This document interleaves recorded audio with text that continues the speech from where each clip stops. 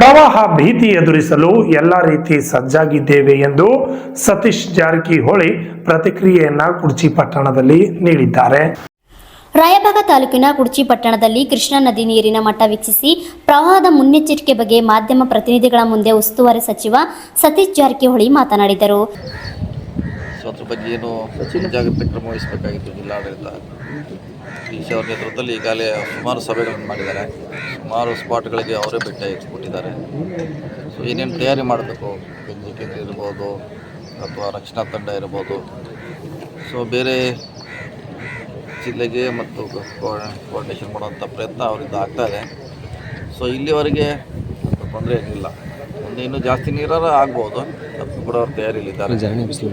ನೋಡೋಣ ಇಷ್ಟೇ ಆಗ್ತದೆ ಅಂತ ನಮ್ಮ ಒಂದು ನಿರೀಕ್ಷೆ ಇದೆ.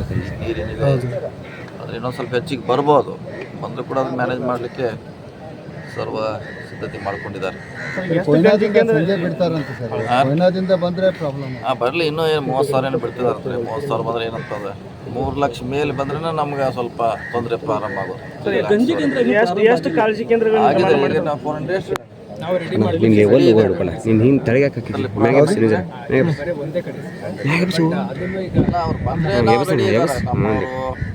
ತಲಾಟಿ ಇರ್ಬೋದು, ಆರ ಇರ್ಬೋದು, ರೆಡಿ ಇದ್ದಾರೆ. ಯಾರ ಜನ ಬರಬೇಕಲ್ಲಿ. ಜನ ಬಂದರೆ ರೆಡಿ ಮಾಡ್ತಾರೆ. ಅದೇನು ಇದನ್ನು 1 ಅವರ್ನಾಗ ರೆಡಿ ಮಾಡ್ತಾರೆ. ಎಲ್ಲ ರೆಡಿ ಮಾಡಿ ಇಟ್ಕೊತಾರೆ. ಸ್ಕೂಲ್ನಲ್ಲಿ ಲಾಸ್ಟ್ ಟೈಮ್ ಅನುಭವ ಇದ್ದಾರೆ. ದೊಡ್ಡ ಇದಕ್ಕಿಂತ ಹೆಚ್ಚು 5 ಲಕ್ಷ ಕ್ಯೂಸೆಕ್ ನೀರು ಬಂದಿತ್ತು ಹಿಂದೆ. ಅವೆಲ್ಲ ಏನು ಎಂತ ಎಲ್ಲನೂ ಕೂಡ ಜಿಲ್ಲಾಡಳಿತ ಗೊತ್ತಿದೆ. ಯಾರೇ ಬಂದರೂ ಅದನ್ನು ಮಾಡ್ಲಿಕ್ಕೆ ಅವರ ತಯಾರಿ ಇದ್ದಾರೆ. ಸರ್, ಕೆಲವು ಕಡೆ ಜನ ಬರ್ಲಿಕ್ಕೆ ರೆಡಿ ಇಲ್ಲ ಸರ್. ಈಗ ಹುಲಕ್ಬಾಳಿದಲ್ಲಿ ಇಲ್ಲ, ಅವ್ರು ಮನವೊಲಿಸುವಂಥ ಕೆಲಸ ಜಿಲ್ಲಾಡಳಿತ ಪೊಲೀಸರು ಮಾಡ್ತಿದ್ದಾರೆ. ಯಾಕಂದರೆ ಅವರು ಇನ್ನೂ ಬರಲಿ, ನೀರು ಜಾಸ್ತಿ ಬಂದಾಗ ಶಿಫ್ಟ್ ಆಗ್ಬೇಕು. ಶಾಶ್ವತ ಪರಿಹಾರ ಮಾಡಿಕೊಡ್ಬೇಕು ನಮ್ಗೆ. ಅದಿದೆ, ಭಾಳಷ್ಟಿಂದ 20 ವರ್ಷದಿಂದ ಪೆಂಡಿಂಗ್ ಇದೆ. ಇನ್ನೊಂದು ಪ್ರಮುಖವಾಗಿ ಸರ್, ಏನು ಸಂಪೂರ್ಣ ಮನೆ ಏನು ಹಾನಿ ಆದರೆ 5 ಲಕ್ಷ ಬರ್ತೈತೆ ಸರ್ ಸರ್ಕಾರದಿಂದ. ಈಗ ಕೇವಲ ಈ ಸರ್ಕಾರ ನಮ್ಗೆ 1 ಲಕ್ಷ ಮಾತ್ರ ಕೊಡ್ತಾ ಇದೆ ಅಂತ ಹೇಳಿ ಕೆಲವೊಂದಿಷ್ಟು ಇಲ್ಲ, ಅದನ್ನು ಮಾಡ್ತಿದ್ದಾರೆ. ಒಂದು ಜೊತೆಗೆ ಮನೆ ಕೂಡ ಕೊಡಬೇಕಂತ ಒಂದು ಕಂಬೈಂಡ್ ಆಗಿ 5 ಲಕ್ಷ ಕೊಡಲಿಕ್ಕೆ ಆಗೋಲ್ಲ. 3 ಲಕ್ಷವರೆಗೆ ಕೊಡಲಿಕ್ಕೆ ಸರ್ಕಾರ ಒಂದು ಯೋಜನೆ ರೂಪಿಸ್ತಾರೆ. ಅಂದರೆ 3 ಲಕ್ಷ ಒಳಗೆ ಮನೆ ನಿರ್ಮಾಣ ಮಾಡಿಕೊಡ್ತೀವಿ. ಒಂದು ಮನೆ ಪ್ಲಸ್ ಅವರಿಗೆ 10 ಲಕ್ಷ ನಾರ್ಮ್ಸ್ ಇದೆ, ಅದರಲ್ಲಿ ಬರ್ತದೆ ಕೊಡಲಿಕ್ಕೆ ಅವಕಾಶ ಇದೆ. ಪ್ಲಸ್ ಒಂದು ಮನೆ ಅಂದರೆ ಹೆಚ್ಚು ಕಮ್ಮಿ ಅದು ಬೇರೆ ಬೇರೆ ಕ್ಯಾಟಗರಿಯಲ್ಲಿ ಅದು 2 ಲಕ್ಷವರೆಗೆ ಬಂದೇ ಬರ್ತದೆ. ಅದು ನಾವು ಕೊಡುವಂಥ ಪ್ರಯತ್ನ ಮಾಡ್ತಾಯಿದ್ದೀವಿ. ಯಾಕಂದ್ರೆ ಹಿಂದೆ ನಾವು 5 ಲಕ್ಷ ಘೋಷಣೆ ಮಾಡಿದ್ದೀವಿ. ಆದರೆ ಭಾಳ ಮಂದಿ ಕೊಡಲಿಕ್ಕೆ ಆಗಿಲ್ಲ. ಘೋಷಣೆ ಆಯಿತು, ಅರ್ಧ ಜನ ತೊಗೊಂಡ್ರು, ಅರ್ಧ ಇನ್ನೂ ಹಾಗೆ ವೇಟಿಂಗ್ನಲ್ಲಿದ್ದಾರೆ. ಆ ರೀತಿ ಆಗಬಾರ್ದು, ಎಲ್ಲರಿಗೂ ಮುಟ್ಟಬೇಕಂತ ಕಡಿಮೆ ಮಾಡುವಂಥ ಪರ್ಫೆಕ್ಟಾಗಿ ಮಾಡುವಂಥ ಪ್ರಯತ್ನ ಮಾಡ್ತೀವಿ.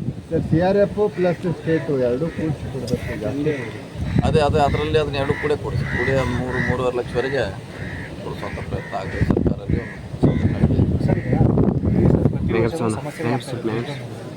ಪಕ್ಕದಲ್ಲಿ 6 ವರ್ಷ ಆಯ್ತು ಸರ್ ಕಾಂಗ್ರೆಸ್. ಅದು ಭಾಳ ಚೆನ್ನಾಗಿ ನಮ್ಮ ಇಲಾಖೆ ಇನ್ನೊಂದು ಅಂಗಡಿ ಸಂಸ್ಥೆ ಕೆಲಸ ಮಾಡ್ತಾಯಿದೆ. 8 ವರ್ಷದಿಂದ ಪ್ರಾರಂಭ ಆಗಿದೆ. ಎಲ್ಲ ಇಲ್ಲಿ ಅಷ್ಟೆಲ್ಲ ಇಡೀ ರಾಜ್ಯದಲ್ಲಿ ಕೂಡ 2 ದಿವಸದಿಂದ ಮುಚ್ಚಲಿಕ್ಕೆ ಆಗಿಲ್ಲ. ಸುಮಾರು 4-5 ಮೀಟಿಂಗ್ಗಳನ್ನು ನಾವು ಮಾಡಿದ್ದೀವಿ. ಅವರಿಗೆ ಈ 24 ಡಿಸೆಂಬರ್ವರೆಗೆ ಕೊಟ್ಟು ಅಂತ ಹೇಳಿದ್ದಾರೆ. ವೇಟ್ ಮಾಡ್ತಾರೆ. ಅದಂತ ಹೇಳಿದ್ರೆ ಅದನ್ನು ಡೆಡ್ ಲೈನ್ ಕೊಟ್ಟಿದ್ದೀವಿ. 24 ಡಿಸೆಂಬರ್ವರೆಗೆ ಕೊಡ್ತು ಅಂತ ಹೇಳಿದ್ದಾರೆ. ಆಲ್ಮೋಸ್ಟ್ ಯಾಕಂದ್ರೆ ಲಾಸ್ಟ್ ಸಭೆ ಮಾಡಿದ್ದೀವಿ, ಎಂಡಿಗೆ ಈ ಸಾರಿ ಕೊಡ್ತು ಅಂತ ಹೇಳಿದ್ದಾರೆ. ಸೊ ಮುಗಿಲಿಕ್ಕೆ ಬಂದಿದೆ.